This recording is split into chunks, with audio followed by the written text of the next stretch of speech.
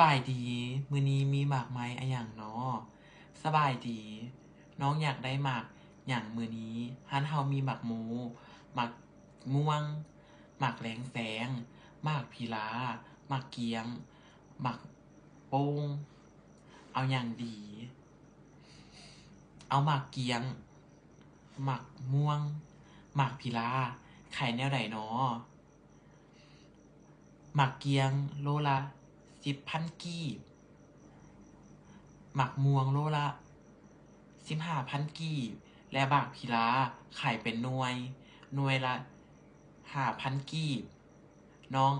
เอาอย่างละเท่าใดขายถูกหลายเนาะถ้าน้องซื้อหลายลดราคาให้น้องได้บ่มีปัญหาน้องอยากได้อย่างละเท่าใดน้องเอาหมากเกียง2 โลหมากม่วง2 โลและหมากพลีา3 หน่วยโดยน้องต้องการแนวใดอีกบ่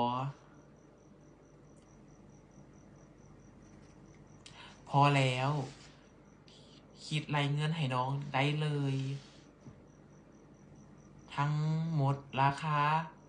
65,000กีบแต่ลดราคาให้เหลือ